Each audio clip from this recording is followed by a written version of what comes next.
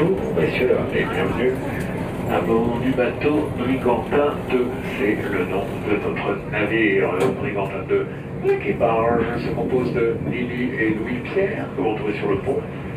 Et moi-même Stéphane à la passerelle qui donnait quelques renseignements de la croisière. Donc juste les détails techniques. Sur ce bateau, vous disposez d'un minibar, donc les boissons fraîches à trouver sur le pont. Voilà, au niveau des règles de sécurité, rappelez-vous qu'on est sur l'eau. Sur l'eau, ça peut bouger. Hein. Donc la mer est calme aujourd'hui parce qu'il n'y a pas de vent, il n'y a pas de vague de mer ou de houle. Par contre, par moment, on va croiser des bateaux. Voilà, qui nous feront ce qu'on appelle des vagues mécaniques. Faites attention, ça peut bouger par moment.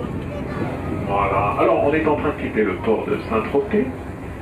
Les Grecs ont colonisé un peu toute la Méditerranée, également cet endroit protégé des tempêtes et du mauvais temps. Ils venaient au départ pour sauver leur bateau. Et puis, au fur et à mesure de leur passage, certains des marins ont décidé de se sédentariser. Ils ont ouvert des comptoirs commerciaux et voilà comment s'est développée l'économie de la région. Donc rapidement, on a réparé les bateaux ici, on en a construit. Et donc il y avait toute une économie qui était liée à la mer. Eh bien, ça va durer pendant près de 20 siècles. Eh oui. Figurez-vous qu'en 1900, Saint-Tropez, c'est encore le 3e port français en Méditerranée. Après, tout cela a diminué avec l'avènement du chemin de fer, mais on a continué à recevoir des bateaux à Saint-Tropez. Alors évidemment, ça va changer. Ensuite, on a appelé ça Deo Heraclea. Le nom de Saint-Tropez, lui, vient de Torpes, un italien. Torpes, qui fut donc francisé quelques siècles plus tard en Saint-Tropez. Tricolore. Si vous repassez l'année prochaine, là, le phare aura une autre robe. Hein. Chaque été, ça change, de même que les statues, les sculptures. Chaque été, elles sont différentes.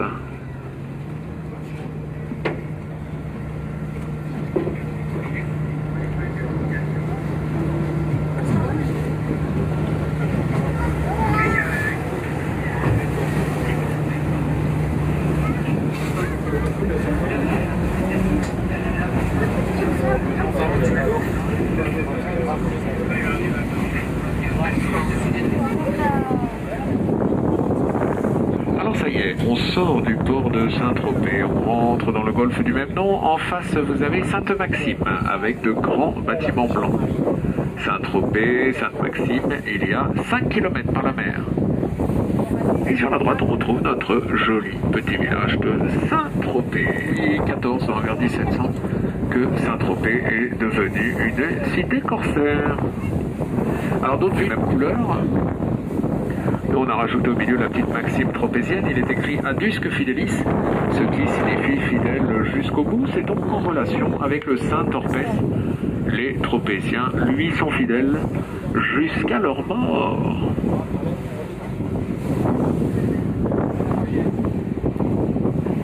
Les plus jolies vues du village, les anciens quartiers de pêcheurs qui furent surtout les vues préférées des peintres. Paul Signac, Henri Matisse, Pablo Picasso, parmi les plus célèbres, ont peint les vues de Saint-Tropez qu'on va pas tarder à découvrir. Ils parlaient de notre village. Et ce sont d'ailleurs les peintres qui, en vendant leurs toiles à travers le monde, ont fait découvrir Saint-Tropez. Des avant-guerres et Rolf Flint, Bogart, Carl Douglas viennent déjà en vacances par ici. Brigitte Bardot n'était pas encore née. Donc on aura tout de suite après la grosse tour la première petite plagette qui s'appelle la Gleille. Ça, c'est un mot provençal qui signifie l'église. Et la deuxième, la Pouche, qui a servi comme lieu de tournage au film Et Dieu créa la femme, tournée là en 1955. Brigitte Bardot avait alors... Et voilà, les plus belles vues de Saint-Tropez, côté mer, pour des anciennes maisons de pêcheurs.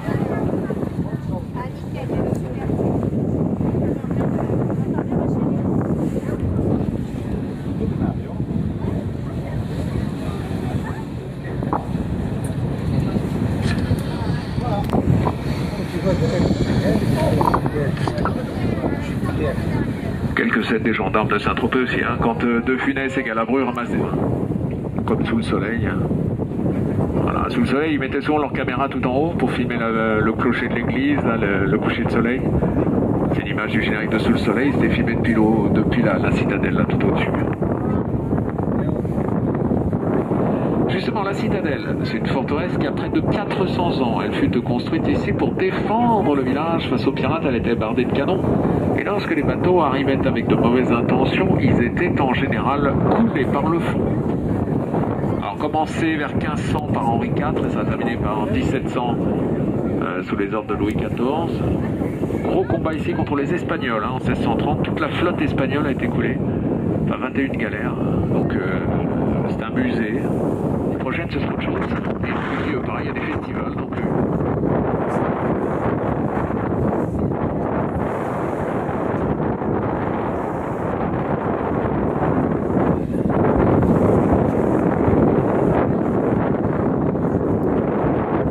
où ils sont là, les gars à gauche, là, vous voyez qu'ils plongent, là, il y a 8 mètres d'eau. Moi, le plus calme du village en est allongé. Autrement dit, le petit cimetière marin, c'est le seul. De même que Pierre Bachelet, le chanteur, ou encore Eddie Barclay. Alors que normalement, il faut être bien Saint-Tropez pour le droit d'être entré dans le cimetière.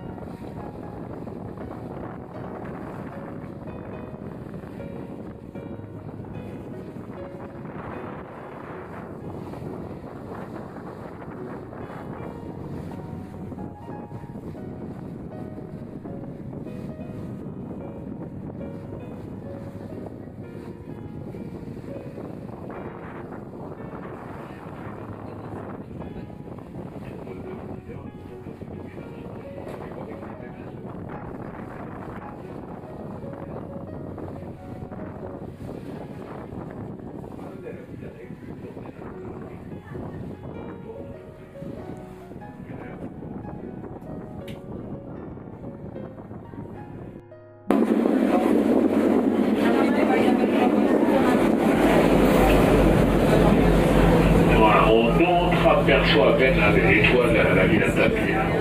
Vraiment, il a gardé tous les... Allez, on va s'approcher du fond de la baie des Canoublés, qui est interdit comme lieu de tournage, notamment aux gendarmes de Saint-Tropez. Ils sont tournés là-bas entre 1964 et 1982. Bon, comme je disais, les gendarmes étaient tournés un petit peu partout. Louis Funès, qui sortait des canisses, on avait des gens tenus. C'est tout vendu. Ça n'a pas changé, hein, si vous voyez, même l'école de voile. On va passer dans un instant, là, ça avait l'épisode le gendarme de balade. C'était là, déjà. Donc ici, film, 64 à 82, il avait prévu de faire un 7e film, de se rappeler les gendarmes et l'empereur. Et la santé de Louis Funès est en accident, là, les assurances n'avaient pas voulu sur la fin. Il y a le scénario qui est au musée de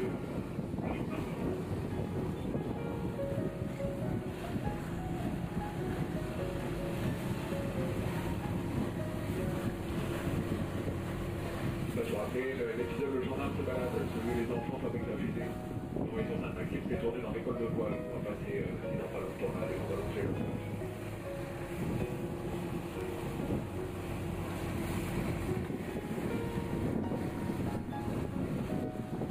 Après les gendarmes, à partir de 95, on va aussi tourner sur cette plage la série télé Sous le soleil. Là, 4 épisodes. Ça dure 15 ans sous le soleil. On avait un bar qui s'appelait le Saint-Tropez, avec 3 copines, Jessica, Laure et Caroline. Nous avons préparé des cocktails multicolores. En fait, 15 ans. Vous remarquez comme les autres sont faire, c'est pas tous les jours comme ça pour les jours. Là, on a la carte de l'eau.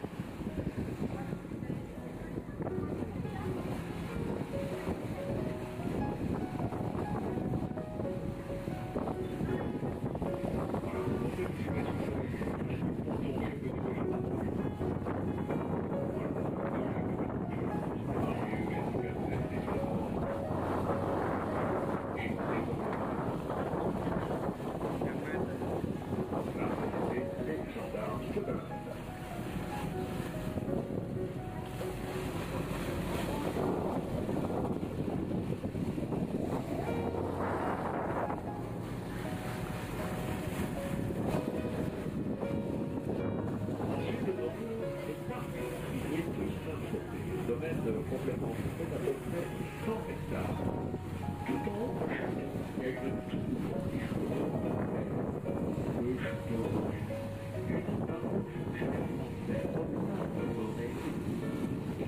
s'occupait du café de Suez, qui a fait construire ce château pour passer en Alors il m'avait poussé dans la tour de notre père, qui était la chapelle. Il avait juste oublié une petite chose, c'est qu'il était déjà marié. Le mec, il avait une femme, il avait un enfant. Bon, ça arrive, oui, tout le monde croit d'ailleurs. Mademoiselle Elisabeth s'est fâchée la partie, il lui a donné le château, elle n'en a plus.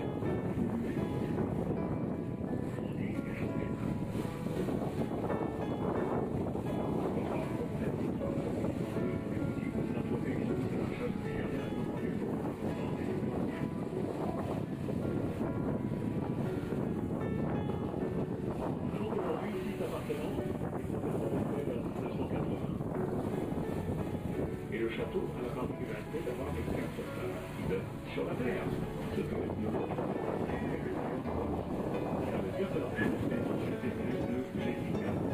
Jessica, la grande exceptionnelle. Cette fois, c'est une véritable maison, ce n'est pas des corps. Et donc, à la fin des tournages, elle a été rendue à ses propriétaires. Les propriétaires, ce sont les voisins de Madame Bardot, Marguerite, alors qu'elle dit un notoriété, c'est pas mal quand même. Juste après, on va passer la fameuse allemande de Madame Brigitte Bardot. Alors il y a les deux petites tournées, les petites maisons. C'est la petite drague blanc derrière Brigitte. Brigitte, le 28 septembre, voilà, elle fêtera ses 87 ans.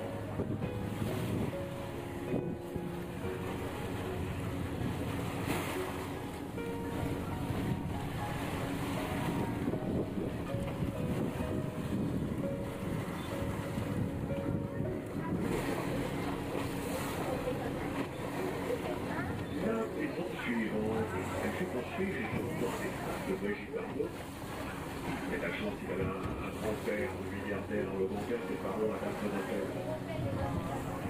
Et donc le petit-fils, il vend une maison pas très loin de la mer, parce qu'il s'est dit, si c'est voisins, ce sera plus facile pour aller faire ma cour. Effectivement, là, et donc, papier au père, il fait cette énorme maison. Le petit-fils, il demande en plus une hélitation, un port privé, voilà. Il lui donne tout le papier. Et donc, un jour, le petit-fils se perd, il arrive dans un hélicoptère, il le rend une rose rouge. Une rose rouge qui ensuite a été déposée au-dessus de la drague. Et c'est comme ça qu'il a fait sa demande en mariage. Eh bien, ça a marché. Et oui, le petit-fils se perd, c'était que Tarsac, le playboy. Voilà, alors je ne sais pas vous dire qu'ils sont mariés, on est heureux, il y a beaucoup d'enfants, on n'est pas judiciaire. Mais ils sont quand même restés mariés 2 ans et toute leur vie.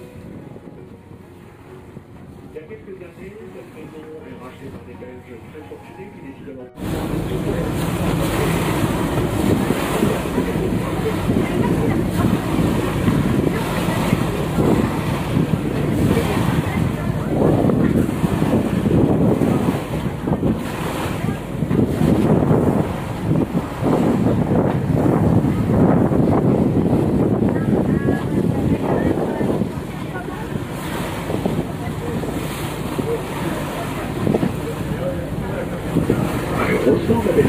Pour passer le 4 frontières. Ce mur arrondi là, c'est une piscine.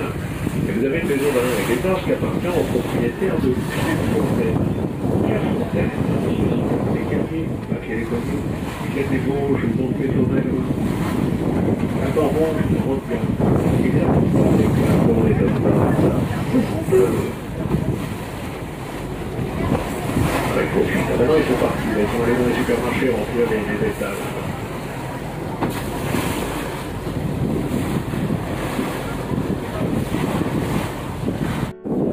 Maison suivante avec la tourelle, les deux lumières vertes, c'est un vernis vert, appartient à M. Bernard Arnault. Bernard Arnault, c'est l'homme le plus riche de France, qui est à la tête du monde de luxe. LVMH, Christian Dior, Louis Vuitton, Moet Hennessy, Chant.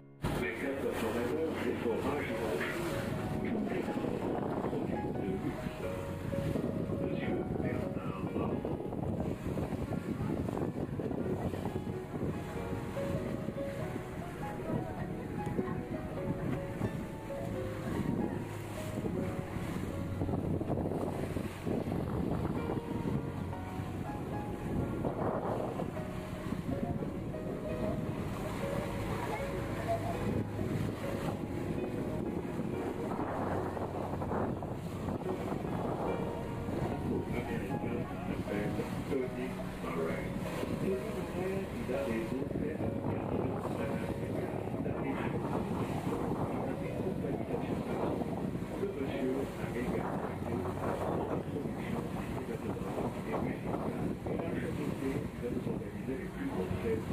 Il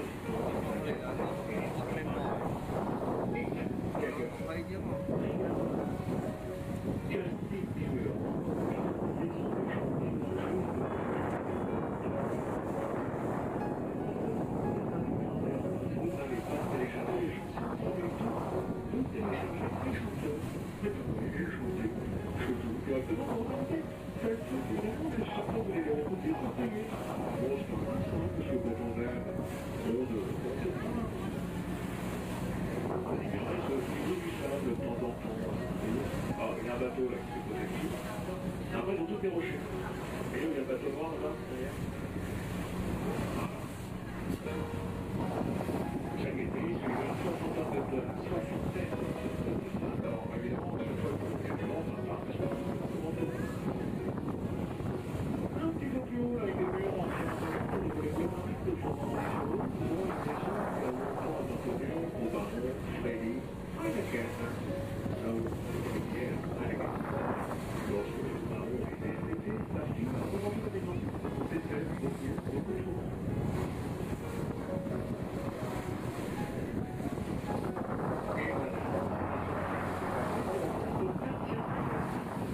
C'est la fille de l'ancien de Campus. Il y a une maison, une par le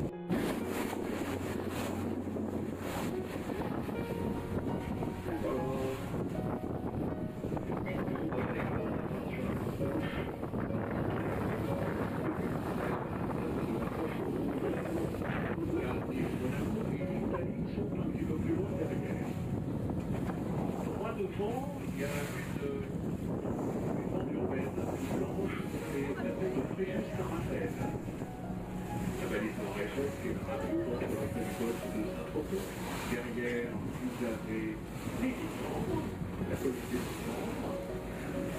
Et là, on va faire demi-tour. Il y a une maison dont je n'ai pas parlé, on va retourner la voir là. On la voit mieux dans l'autre sens, parce qu'en fait, il y en a trois, issus au-dessus des autres. Vous allez voir le fait de numérer.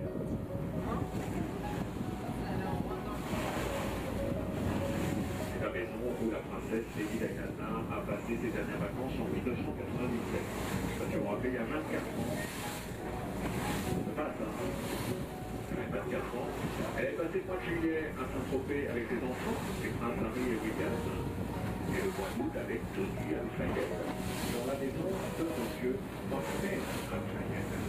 Alors dans les journaux, on voyait surtout la maison du bas, la maison de Sage, on va voir. Et monsieur Alfayette, en fait, il a toute la commune et deux grosses maisons au-dessus.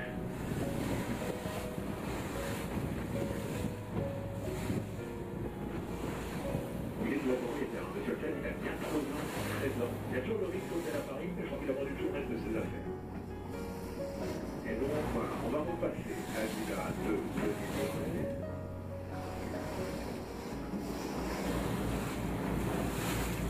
Regardez, alors, vous voyez la planche de Denis Muret, tout en haut, il y en a une jaune. Donc le style palais florentin.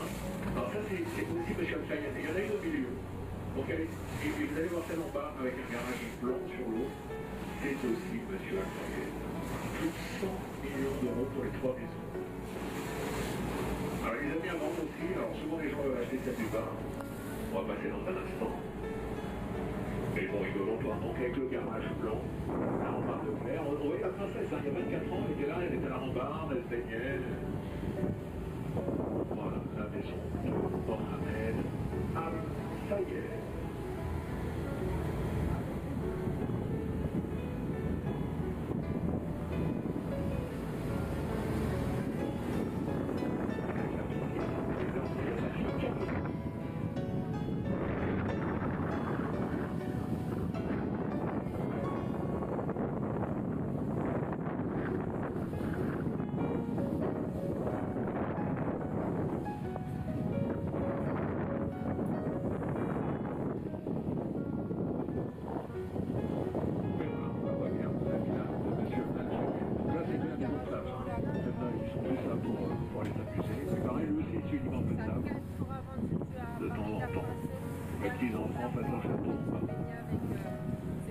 Voilà, puis on retrouve Bernard Arnault et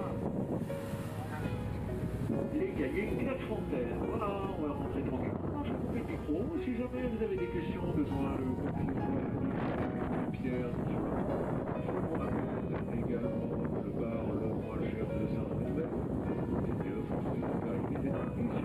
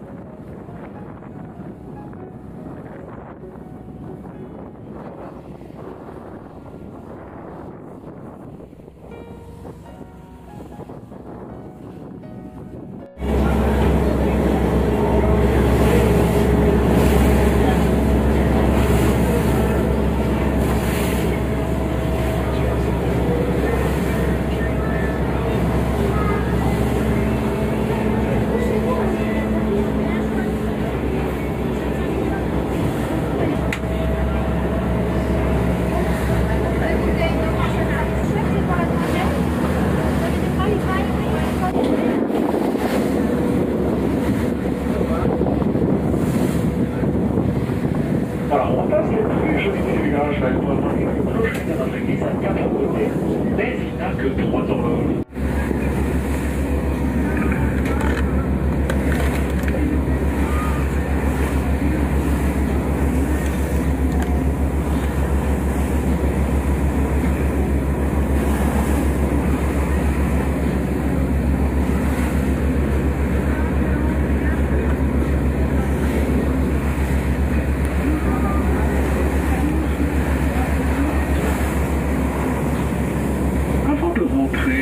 On aura sur l'avant-gauche un grand bâtiment blanc qui s'appelle le Latitude Nord.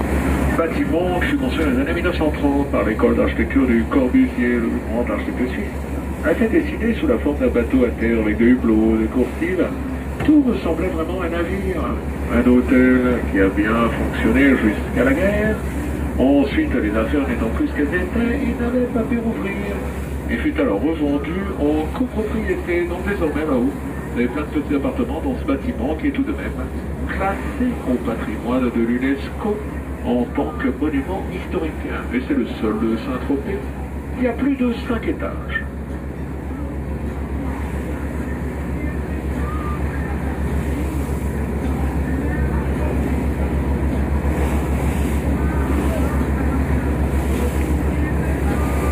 Voilà, il est sur la gauche, mais on va le voir dans un instant, là, dès qu'on sera à l'entrée du port sur la droite. Alors, on a également un énorme yacht qui est au fond de la baie des Canoumiers, le genre de bateau qui ne peut pas rentrer dans le port, hein, vu sa taille, c'est trop grand, pour des raisons de sécurité, c'est pas possible. Donc le bateau qui est tout au fond là-bas, blanc, s'appelle le plus grand, hein, qui regarde en face à Saint-Maxime, mais qui regarde la côte. Il s'appelle le Faith. Faith, il appartient à Lawrence Stroll, copropriétaire de la marque Tommy Hilfiger, les vêtements, et propriétaire également de l'écurie de Formule 1 Aston Martin. Voilà, c'est le plus grand yacht blanc là-bas, le Faith. Voilà, Aston Martin. Son fils est pilote. Son fils est Lance Stroll. Et il a aussi dans son écurie Sébastien Vettel, qui a fini deuxième à la dernière course. Voilà, ça c'est toutes les vagues mécaniques. Voilà, donc l'énorme yacht sur la droite là-bas. Et on retrouve sur la droite, pour les passagers qui sont en arrière, le Latitude 43. Vous voyez, c'est le bateau qui est tout premier, c'est le deuxième. Le deuxième qui a toutes les vagues. C'est bien joli dans la zone. Voilà. Voilà, on peut dire qu'on est retour du port de Saint-Tropez, donc ça va, je crois pas les vagues. Merci également pour l'aider Louis-Pierre, une petite boîte à pourboire les bateaux à la sortie du bateau.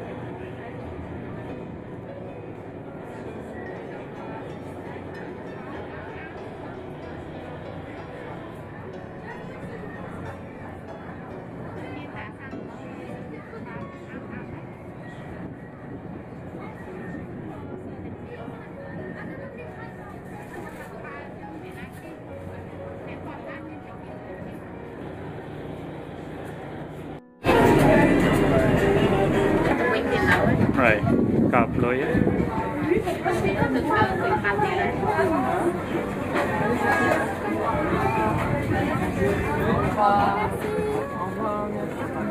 Wow.